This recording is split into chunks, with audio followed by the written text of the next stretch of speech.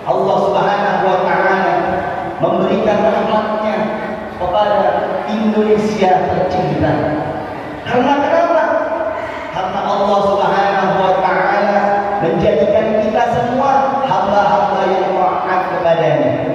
Kalau sudah taat, kalau sudah bertakwa beriman kepada Allah, niscaya Allah Subhanahu wa Ta'ala akan memenuhi janjinya di dalam Al-Quran.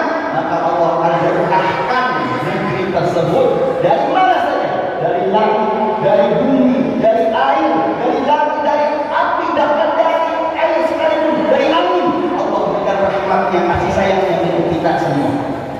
Dengan catatan taat dulu kita kepada Allah Subhanahu wa Ta'ala.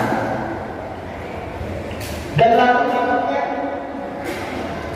setelah Allah berikan kita rahmat, menjadikan negeri kita menjadi negeri yang merdeka, apa yang harus kita lakukan?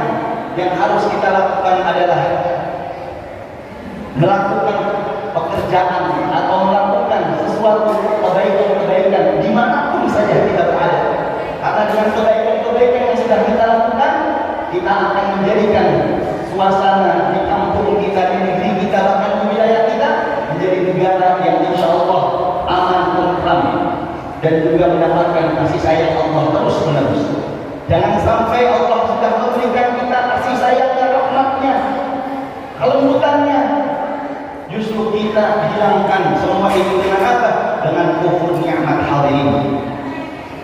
Dengan kita jauh kepada Allah Subhanahu wa Ta'ala.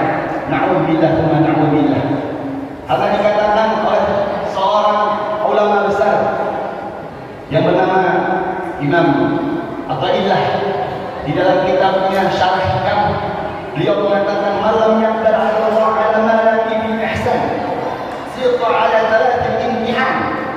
Allah Subhanahu wa Ta'ala sudah memberikan kita rahmat, kasih sayangnya, dan barang siapa yang sudah Allah berikan kelembutan dalam hatinya, tetapi dia justru jauh dengan Allah, tetapi dia justru menghilangkan daripada keberkahan yang Allah berikan, kasih sayang, kelembutan yang telah Allah berikan, maka niscaya itu ada thalathil imtihan. Ketahuilah, maka Allah akan memberikan ujian kepada orang tersebut seperti halnya ujian yang mana kita lihat ini rantai tidak ada ujungnya, terus menerus musibah akan terus ada, terus menerus ujian Allah akan berikan, terus menerus ujian kita akan ada ujungnya hadirin.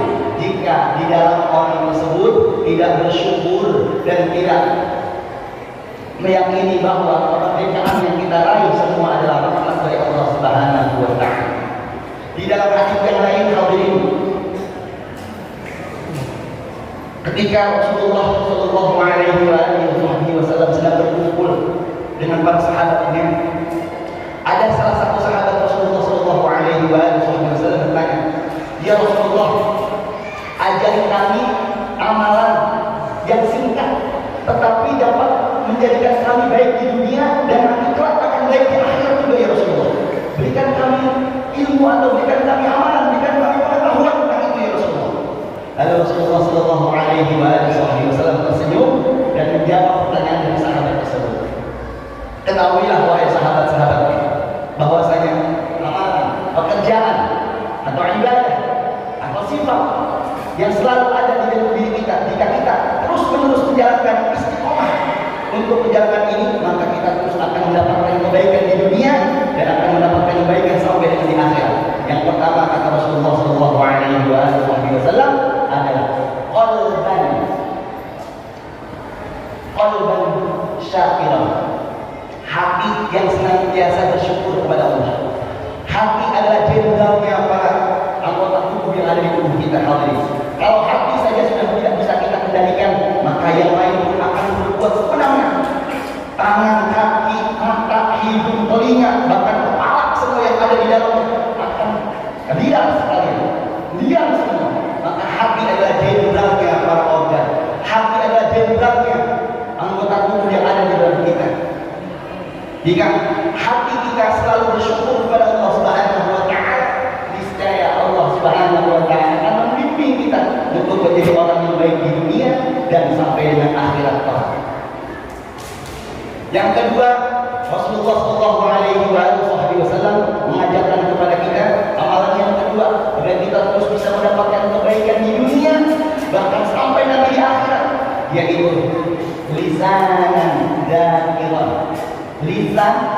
lidah yang senantiasa mengingat Allah Subhanahu wa taala. Dan ingat hadirin, mengingat ini tidak langsung kepada Allah.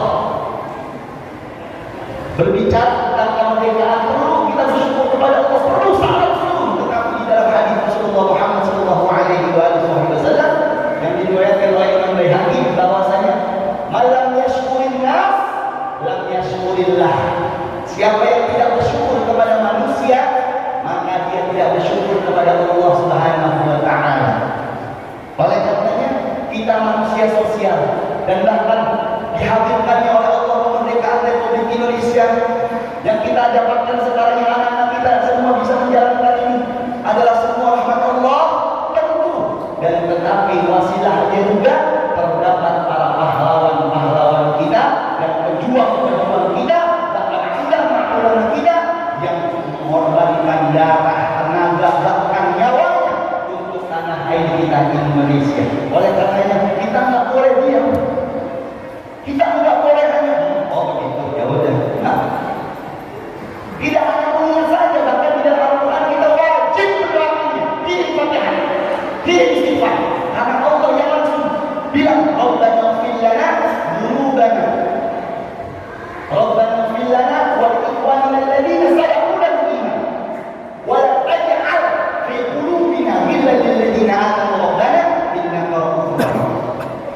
Jadi kalau ada yang kirim doa, kalau ada yang kirim Fatihah, kirim istighfar, memang sudah disuruh sama Allah.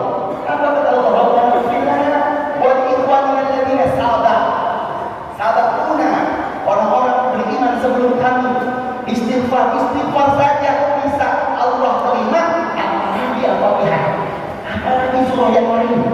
Dikasih satu baru istighfar. Dengan istighfarnya kita kepada orang tua kita, istighfarnya kita kepada guru-guru kita, istighfarnya kita kepada para ulama kita, istighfarnya kita kepada para pahlawan kita, insya Allah bukti kita alam yashkurin nas lam yashkurillah. Kalau kita sudah bersyukur kepada manusia, maka otomatis kita bersyukur kepada Allah Subhanahu wa taala. Oleh karenanya, dengan kita bersama-sama mengingat kembali kemerdekaan kita isi dengan kebaikan-kebaikan. Syariat Islam yang kita jalankan jangan sampai semudah begitu saja mampu untuk dilupakan. Sudah dari kecil mungkin akhir balik menjaga aurat, tetapi di sisa waktu yang hanya sebentar saja merelakan dan harus membuka aurat, karena na'udzubillah. Oleh karenanya anak-anak kita jaga. Ya, anak-anak kita pantau terus bagaimana kebiasaannya di luar, di sekolah dan lain sebagainya. Dan kita sebagai orang tua juga wajib untuk mengetahui daripada ilmu agama. Karena di dalam hadis yang lain Allah Subhanahu wa taala sudah menyampaikan kepada kekasihnya Sayyidina Muhammad sallallahu alaihi wasallam, siapa orang yang Allah Subhanahu wa taala ingin jadikan dia itu baik, maka Allah Subhanahu wa taala akan pahamkan dia agama. Maksudnya gimana? Rasulullah sedang kumpul dengan para sahabatnya. Rasulullah bilang begini, belum ada kebaikan di dalam diri kalian semua. Lalu sahabat semua melihat Rasulullah, ya Rasulullah, kami sudah melakukan ini, kami sudah melakukan itu, kami sudah seperti ini, kami sudah seperti itu. Belum ada kebaikan di dalam diri kami. Belum ada kebaikan di dalam diri kalian semua sebelum kalian mempelajari, memahami, mendalami ilmu agama. Intinya apa? Kita disuruh ngaji sama Nabi. Kita disuruh belajar sama Rasul. Kita disuruh terus gali ilmu pengetahuan. Karena Allah Subhanahu wa taala menurunkan ilmu ke muka bumi itu amat sangat banyak. Andai kata jikalau seumpama air yang ada di laut, yang ada di seluruh bumi ini Allah jadikan bintang, dan pohon-pohon yang ada di alam semesta yang ada di bumi ini Allah jadikan pena, maka tidak akan sanggup untuk menulis ilmunya Allah Subhanahu wa taala. Jadi dia Allah cepat untuk menyalahkan orang. Semuanya itu sudah ada dan semua itu sudah diajarkan juga. Kalau tidak dilakukan, kita perlu melakukan perbuatan yang baik di sisi Allah Subhanahu wa anfa'uhum linnas. Sebaik-baiknya manusia adalah orang yang bisa memberikan manfaat kepada orang lain.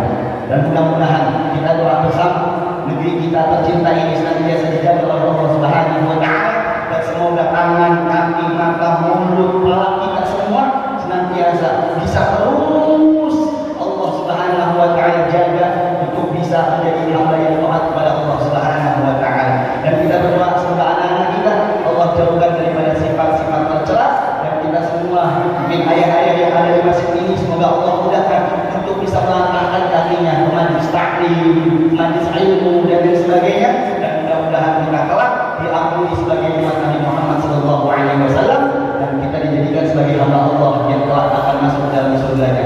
Amin Allahumma amin ya rabbal alamin. A'udzu billahi minasyaitonir rajim. Bismillahirrahmanirrahim.